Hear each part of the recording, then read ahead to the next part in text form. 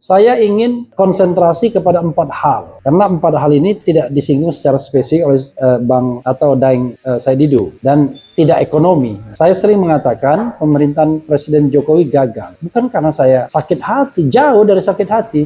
Jadi benar-benar diajarin betul oleh buzzer mereka untuk mengkapitalisasi setiap fase-fase pembangunan. Sehingga dimunculkan persepsi Jokowi lebih banyak membangun dibandingkan presiden lainnya, kan begitu. Dan selalu diyakinkan bahwa ini adalah presiden yang berani. Saya bingung berani terhadap siapa.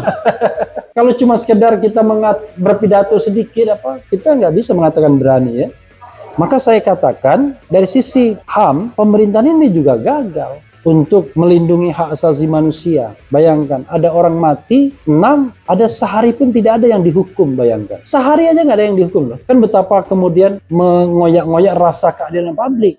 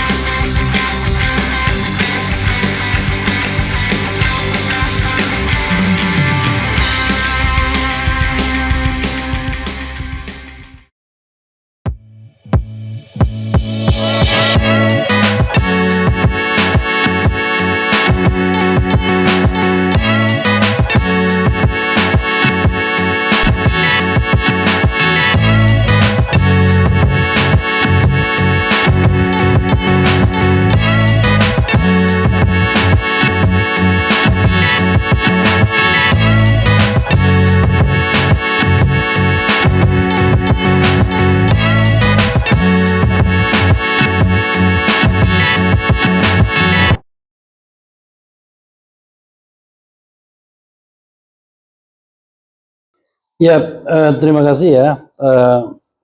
Keren jadas. Assalamualaikum warahmatullahi wabarakatuh. Keren ini kegiatan ini ya. Jadwalnya jam 3 sampai jam 5. Saya Didu dan dia saja sudah makan waktu 1 jam. Jam 5 pagi. Jam 5 pagi. Ya, tentu banyak ya yang kita bisa sharing dalam setiap kesempatan. Tapi saya ingin satu dulu ya, pelan-pelan. Saya harus balik dulu pada komitmen bernegara kita. Ini kadang-kadang gombal mungkin ya. Tapi udah jarang orang mikir-mikir yang sifatnya paradigmatik. Biasanya orang sudah sangat pragmatis. Nah, saya senang ketika Anies bicara tentang terminologi keadilan sosial, bagaimana kemudian memberikan kesempatan yang sama. Dulu kan kita berdebat tuh tentang pembangunan, ya kan, tentang trickle down effect, tentang macam-macam, pemerataan, komprador dan lain sebagainya. Nah, itu sudah hilang dari publik sekarang. Jadi sekarang ini saya katakan seperti fase Uhudism. Jadi perang Uhud itu adalah perang satu-satunya Muslim kalah.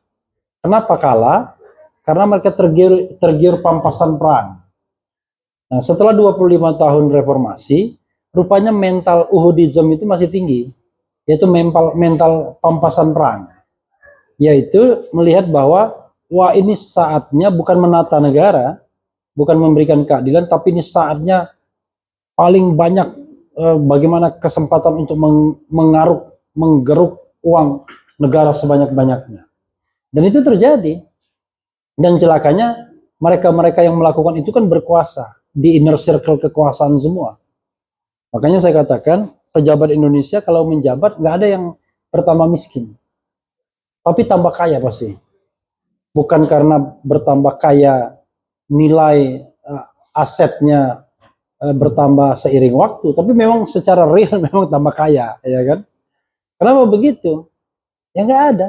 Jadi jangan harapkan mental Umar bin Khattab. Umar bin Khattab itu begitu lihat gubernur-gubernurnya berdagang ketika sedang berkuasa, dia heran. Lalu dia protes kan? Ada yang nggak suka, gubernur Mesir kalau tidak salah, lupa saya namanya. Dia bilang begini, saya ini katanya berdagang di luar jam kerja katanya. Iya, saya tahu di luar jam kerja. Tapi kalau kamu berdagang, kamu tidak akan berpikir lagi melayani rakyatmu. Bayangkan dahsyatnya kita ya. Kita makin masuk dalam lingkaran kekuasaan, makin jelas tuh cari uangnya. Dan dagang yang paling gampang itu dagang kekuasaan.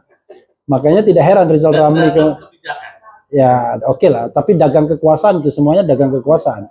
Karena terminologinya pasti kekuasaan. Nah, kata Rizal Ramli, ya itulah dagang yang paling gampang, yaitu dagang kekuasaan. Maka cepat sekali pertumbuhan perusahaan.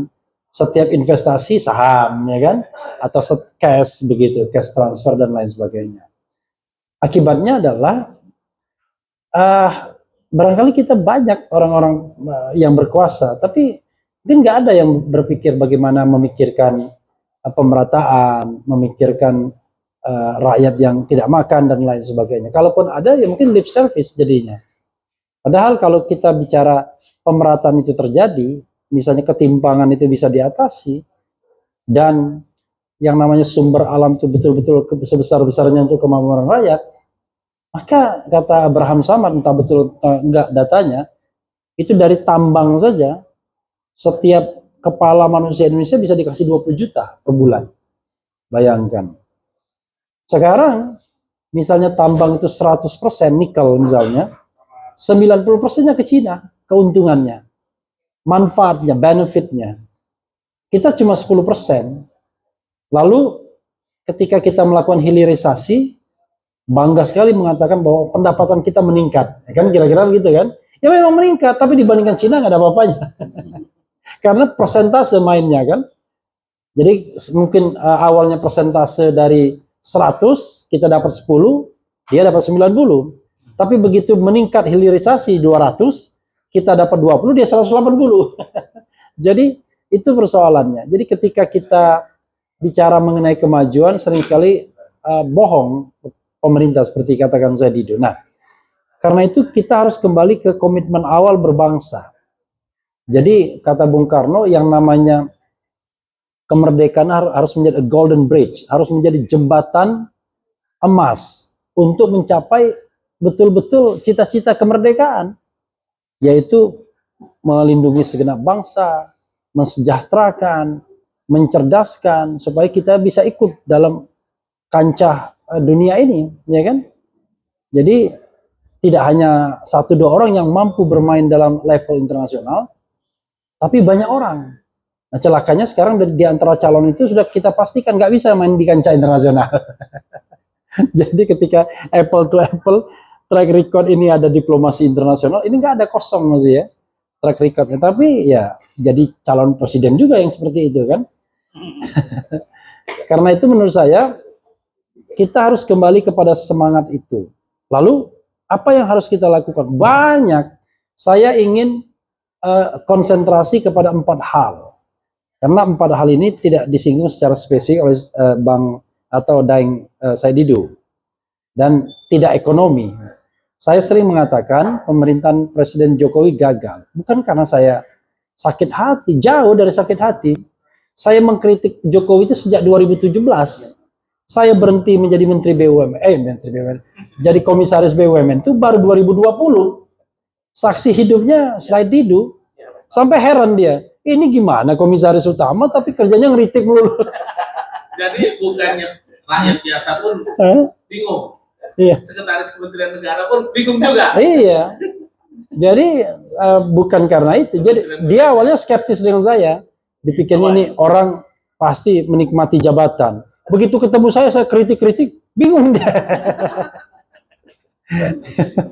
Itu 2016 itu kita ketemu pertama itu. Jadi kenapa?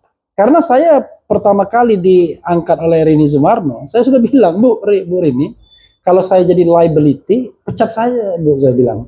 Oh enggak, tapi kalau ngeritik, kasih tahu saya katanya. Loh, mana bisa kita ngeritik kasih tahu gimana? Ya kan? Hanya pada waktu itu posisi politiknya, Bu Rini itu untung. Kenapa? Karena dia orang yang dizalimi oleh PDIP waktu itu. Ingat nggak kasus Pelindo? Kok bisa ada menteri yang nggak diundang di DPR itu sampai pensiun? Tapi it's okay. Nah, karena itu saya konsentrasi keempat ini yang sering saya ulangi di channel saya untuk mengatakan Presiden Jokowi gagal. Pertama adalah pemberantasan korupsi. Kalau kita bicara pemberantasan korupsi, kita kan nggak bisa main perasaan. Perasaan korupsi makin banyak. Tapi perasaan itu kita tepis dengan salah satu indikator yang umum dipakai oleh Transparansi Internasional, yaitu IPK atau CPI, Corruption Perception Index. Itu IPK kita, indeks persepsi korupsi kita atau CPI kita, itu sekarang tahun 2022, 2023 kan belum, itu berada pada titik terendah, yaitu 34. Jangan lupa, 34 itu adalah peninggalan SBY. Setelah sebelumnya 20-an cuma. Jadi cara menghitungnya begini, 0 sampai 25 itu negara itu sangat korup. 25 ke atas sampai 50 korup. 51 ke atas, 50 ke atas sampai 75 bersih, 75 ke atas sangat bersih. Jadi seperempat. Nah, Indonesia dalam sejarahnya nggak pernah di atas 50. Di bawah 50, which is bahwa negara kita korup. Makanya saya bilang dengan hormat kepada Adinda Johnson Sitindaun, saya mengatakan waktu debat pertama 2014, itu belum ada presiden yang mampu memberantas korupsi di Republik Indonesia ini pasca reformasi. Kalau sebelum reformasi ya itulah persoalan utamanya KKN. Ya. Jadi dengan indikator IPK itu atau CPI itu belum ada. Kalau indikatornya, wah ini besan saya aja, saya biarkan ditangkap. Itu ya satu indikator. Tapi indikator secara umum belum ada. Maka saya mengatakan gagal pemberantasan korupsi di era pemerintahan Presiden Jokowi. Padahal Presiden Jokowi itu pernah menaikkan CPI sampai 40. Itu yang tertinggi dalam sejarah Republik kita. Begitu. Tahun berapa itu, Bang? Kalau ini 2022, 2021, 2020, 2019. Berarti sebelum COVID ya? Iya, sebelum COVID. 2019, begitu 2020 turun 30 berapa, naik lagi, turun lagi kemudian.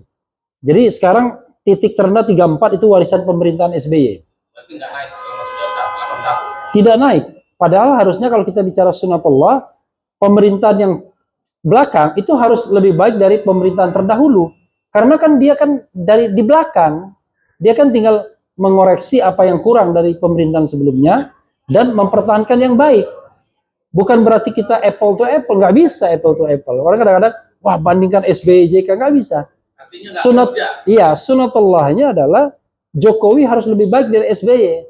Tapi ngakak saya pagi tadi menemukan fakta ada pemberitaan, ternyata SBY lebih panjang membangun jalan dibandingkan Jokowi. SBY itu membangun jalan 114 km plus 114.000 km something. Jokowi cuma 30.000. Tapi syiar dan syairnya banyak banget, ya kan? Jadi syiar dan syairnya itu salah satunya jalan tol. Saya tahu persis. Jadi begitu selesai satu ruas peresmian, hobi banget dia. Foto-foto. Ya, tidak menjadi dari mulai groundbreaking, ya kan? Peresmian. Nanti selesai satu ruas peresmian lagi. Lanjutkan kan? Peresmian lagi. Maka jangan heran Trans Jawa itu kan satu kesatuan itu jalannya. Tapi barangkali ada 10 kali dia melakukan peresmian begitu. Jadi benar-benar diajarin betul oleh buzzer mereka untuk mengkapitalisasi setiap fase-fase pembangunan, sehingga dimunculkan persepsi Jokowi lebih banyak membangun dibandingkan presiden lainnya, kan begitu. Dan selalu diyakinkan bahwa ini adalah presiden yang berani. Saya bingung berani terhadap siapa. Itu kerjanya KSP. Iya, berani terhadap siapa? Kalau cuma sekedar kita berpidato sedikit apa, kita nggak bisa mengatakan berani ya. Berani itu ya Presiden Putin itu berani baru. Itu ya kan? Kalau Putin itu berani itu, Erdogan itu berani ya. Kenapa? Belanda masih jauh. Nah, oke. Maka dari sisi pemberantasan korupsi saya mengatakan gagal, ya kan? Yang kedua adalah dari sisi yang juga bisa diukur adalah demokrasi. Demokrasi terutama kebebasan sipil, civil liberties. Nilai kita terakhir ini paling jeblok 2022, yaitu 59. Yang tertinggi 65. Jadi sama seperti tadi. Masa PSBY? Masa PSBY 64, 65. Jadi masa Pak SBY, masa sebelumnya bagus. 9 tahun masa Jokowi, Freedom House mencatat kita bukan lagi negara bebas, tapi partly free. Negara separuh bebas sudah. Nah, itu termanifestasi dengan fakta-fakta di lapangan. Kalian pikir enak nge-YouTube kayak saya. Setiap saat saya mikir, ini ada nggak deliknya? Dan bukan tidak pernah diincar, sudah. Diincar itu sudah. Bukan nggak pernah diincar. Jadi, saya membayangkan ya, kok ada negara yang baru lepas dari rezim otokratik, tiba-tiba memenjarakan orang yang cuma kepleset ngomong. Banyak sekali. Pokoknya kalau dia tidak sesuai dengan apa yang kita omongkan, dia bilang, Anda sudah menyebarkan hoax, berita bohong. Kenapa kita Undang-Undang 1 1946 dan ancaman hukumannya 10 tahun? Ada nggak yang pernah terjadi? Banyak. Salah duanya Bambang Tri sama Gus Nur. Dituntut 10 tahun, dihukum 6 tahun. Tanpa jelas kesalahannya apa. Kan dibilang dia menyebarkan berita bohong mengenai ijazah palsu. Tapi yang aslinya nggak pernah kita lihat. Sampai hari ini. Iya. Lalu bagaimana kita membandingkan ada yang asli, ada yang tidak? Ini kan kita common sense hukum. Tapi kan masalahnya adalah berarti kan pengadilan terintervensi. Bayangkan, nggak peduli. Dari semua saksi tidak ada satu pun yang pernah melihat ijazah asli. Tapi itu tidak urung membuat hakim memberikan ancaman hukuman atau bahkan tuntutan 10 tahun maksimal. Saya juga bingung. Munarman misalnya, apa salahnya Munarman? Gak jelas itu orang. Tiba-tiba dianggap melakukan terorisme, mendatangi suatu kegiatan yang pada waktu itu aturannya saja belum ada soal ISIS. Lalu itu terbuka, terakhir dianggap menyimpan informasi. Informasi apa yang disimpan? Intinya adalah bagaimana orang ini dikandangkan, istilahnya kan begitu. Banyak hal-hal seperti itu, terutama menjelang pemilu. Mudah-mudahan kita nggak menjadi bagian yang dikandangkan kan menjelang pemilu 2024 gitu. Kalau harus ada ya sit down aja. Masih muda soalnya kan. Ada perlindungannya dia. Dan dia lawyer. Iya. Kita kan warga sipil biasa. Jadi agak susah juga. Oke. Itu 2. Jadi Freedom House mencatat 59 angka kita. 59 itu cuma lebih dari 50 sedikit. Itu tidak banget untuk negara yang baru lepas dari rezim otokratik dan menikmati demokrasi. Makanya saya selalu mengulangi kata-kata Rocky Gerung yang selalu saya ingat. Orang akan mengatakan, loh, kalau tidak ada demokrasi udah lama ditangkap. Buktinya Rocky Gerung masih ada, saya Dido masih ada. Orang nggak paham. Kenapa? Yang namanya reformasi itu, demokrasi itu bukan buah dari pemerintahan Presiden Jokowi. Itu adalah warisan yang dia dapat. Gara-gara reformasi pula, kita semua bisa di sini ngomong bebas. Pak Jokowi bisa pemilihan langsung, bisa terpilih sebagai presiden. Kalau enggak Pak Harto terus menjadi presiden, ya kira-kira begitu. Karena itulah kewajiban kita adalah memelihara legacy itu, yaitu konstitusi, kebebasan, demokrasi dan lain sebagainya yang merupakan antitesis dari pemerintahan Orde Baru.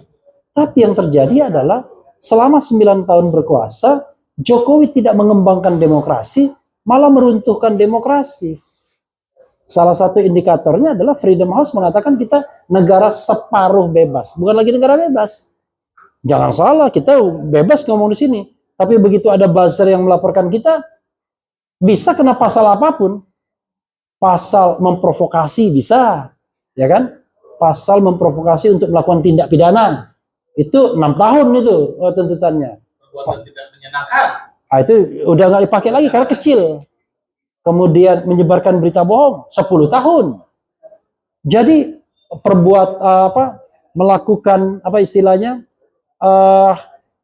yang berbau sara, ujaran kebencian berbau sara 6 tahun juga. Itu pasal-pasal yang membuat aktivis itu punya alasan untuk ditahan dan ditangkap. Masa sih negara kita seperti ini jadinya? Nanti orang bertanya, itu kan kamu saja, yang lainnya buktinya banyak.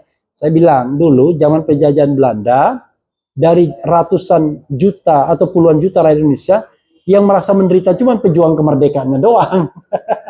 Kalau Anda orang biasa ya nggak biasa aja, ya makan, minum, bekerja dan lain sebagainya, ya kan? Karena Anda bukan orang yang disasar pemerintah Belanda. Nah kalau seandainya pemerintah kita masih mensasar-sasar orang, nggak ada bedanya dengan kolonialisme, kan begitu? Oke, itu 2 indikator. Indikator ketiga adalah human right, hak asasi manusia. Luar biasa, di masa akhir pemerintahannya, Presiden Jokowi mengeluarkan Inpres, Perpres tentang HAM masa lalu. Tapi one thing for sure, nggak ada di masa pemerintahannya yang disebut. Jadi masa lalu itu adalah masa sebelum dia berkuasa. Maka yang masuk itu G30 SPKI, pembantaian PKI. Yang masuk itu Semanggi 1, Semanggi 2, Trisakti, Talang Sari dan lain sebagainya. Tapi tidak ada masa pemerintahan dia. Misalnya yang terbaru adalah baru aja demo sekarang, yaitu KM50, Kanjuruhan misalnya, atau yang masih fresh di kita yang belum selesai Novel Baswedan, yang belum selesai juga Munir misalnya, itu tidak masuk. Maka saya katakan dari sisi HAM, pemerintahan ini juga gagal untuk melindungi hak asasi manusia.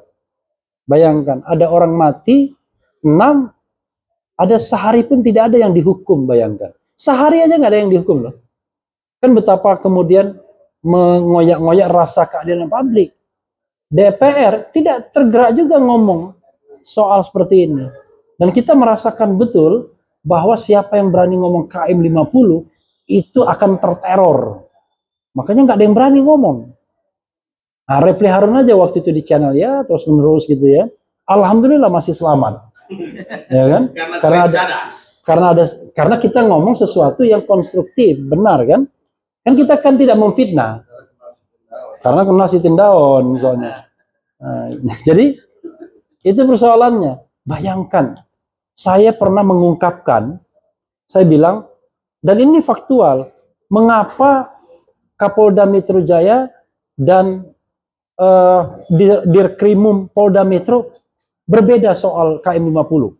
Kan kita tahu waktu tanggal 7 itu press conference-nya Fadil Imran mengatakan 6 mati dalam tembak-menembak, 4 lari. Ingat nggak? Tapi barangkali susah skenarionya kalau 6 mati. Masa tembak-menembak nggak sengaja 6 yang mati ya kan?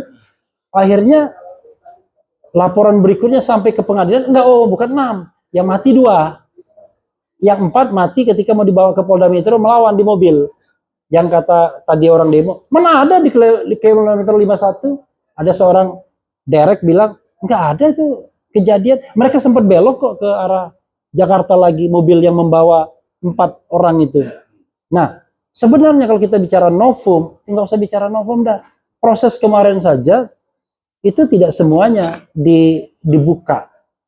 Dan aneh, kekuasaan diam saja. Makanya kalau kita bicara dalam perspektif HAM, crime by commission, mereka yang melakukan, tapi juga bisa crime by omission, yaitu pembiaran. Maka dalam konteks ini, saya mengatakan, waduh, pemerintahan ini gagal melindungi hak asasi manusia. Itu yang ketiga. Yang keempat, bicara tentang penghormatan terhadap konstitusi. Constitutional right. Saya kasih contoh, Presidential threshold. Bayangkan, sampai hari ini, AHY bingung dia. Gimana caranya bisa nyalon sebagai presiden, ya kan? Gara-gara presidensial threshold. Tapi waktu dia berkuasa, kenapa nggak hapuskan itu barangnya, kira-kira begitu ya kan.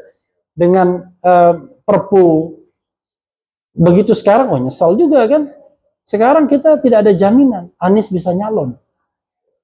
Kenapa? Karena Demokrat, kata Denny Indrayana, masih punya peluang untuk dicopet, kira-kira begitu, di PK. Kan kalau kita bicara tentang hukum, bukan soal benar dan salah. Once hukum itu sudah dimasuki, diinfiltrasi oleh politik, apapun bisa. Yang diukur bukan benar dan salah dari kacamata hukum, tapi resiko politiknya. Kira-kira kalau Demokrat dimenangkan, kubu yang PK, Sittindaun marah apa enggak? Kira-kira begitu kan?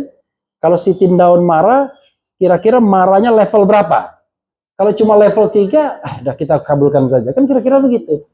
Hitungannya begitu. Nah ini yang menurut saya gawat pemerintahan ini. Dan presidensial threshold itu menyebabkan anak bangsa gak bisa maju. Atau orang yang merasa GR bisa jadi presiden, gak bisa maju juga. Sekarang berapa partai? 20 ya? Yang mau ikut? 17. Kalau ada 7, masa sih? Di luar lokal. Lokal 24 sampai 24 lokal ya? Enggak, maksudnya lokal berarti 7 lokalnya ya? 17 nasional, 7 lokal, banyak juga lokalnya. Nah, kalau misalnya presidensial threshold itu hilang, kan ada 17 slot untuk jadi calon presiden. Kemudian AHY kan bisa nyalon. Perkara kemudian menang atau kalah kan soal lain. Yang penting fair competition dulu kan. Dan kalau kita bicara tentang koalisi, bullshit. Koalisi kok koalisi mengajukan pencalonan. Koalisi itu adalah koalisi membentuk pemerintahan nantinya. Ketika misalnya ada pemenang, nanti pemenangnya kemudian mengajak partai-partai untuk masuk dalam pemerintahan, kan begitu. Bukan kemudian koalisi mengajukan calon. Coba lihat nanti Golkar, mau dia kalah mau menang tetap aja dia ikut dalam pemerintahan. Kita cek nanti ya. Itu sudah pasti. Nah, udah pasti. Jadi ngapain pusing-pusing Golkar? Yang pusing kan Erlangga, memang dia cari slot terus. Tapi Golkarnya nggak pusing, karena udah pasti. Sama seperti organisasi besar keagamaan itu. Tapi saya nggak ngomong organisasinya ya. Menang kalah tetap masuk pemerintahan. Sudah ada jatah. Sudah ada jatah. Nah itulah yang terjadi. Oke, dalam 4 aspek itu saya lihat banyak PR besar. Tapi kalau saya terus ngomong, Henry Satrio sama Sittindaun nggak dapat jatah ngomong. Makanya saya berhentikan hanya untuk belanja masalah, solusinya nanti kita tangguhkan pada pertemuan berikutnya. Wassalamualaikum warahmatullahi wabarakatuh. Harapan saya ya, Anies itu, kenapa kita memilih Anies? Karena dia lebih baik, lebih benar, mudah-mudahan lebih cerdas. Saya tidak mengatakan dia baik, cerdas, benar, itu absolut. Jadi kalau kita smart voter, kita selalu membandingkan dengan calon lainnya. Nah, saya sampai kesimpulan, dibandingkan Prabowo, lebih baik Anies. Dibandingkan Ganjar, lebih baik Anies. Nah, itu namanya smart voter. Nah, setelah dia terpilih, saya selalu mengatakan, Pilpres, Pileg 2024 dengan sistem sekarang itu seperti pemilu comberan. Pasti, yang namanya money politics, waduh, jual beli suara, jual beli perahu, dan lain sebagainya, itu pasti terjadi. Maka, ketika Anies berkuasa, kalau seandainya dia menang, mudah-mudahan dia menjadi, saya sering mengatakannya, an enlightened leader. Pemimpin yang tercerahkan, dan dia melakukan langkah-langkah yang luar biasa. Jadi 100 hari pertama, dia buang itu namanya presidensial threshold. Biar orang nggak sempat mikir lagi kan. Dia keluarkan perpu. Misalnya, dia rombak sistem rekrutmen KPK dan lain sebagainya, sehingga 100 hari pertama itu, dia sudah meletakkan fundament kenegaraan yang lebih baik. Terutama kalau dia dari sisi good governance dan clean government. Itu saja. Terima kasih. Oke, terima kasih Bang Refli.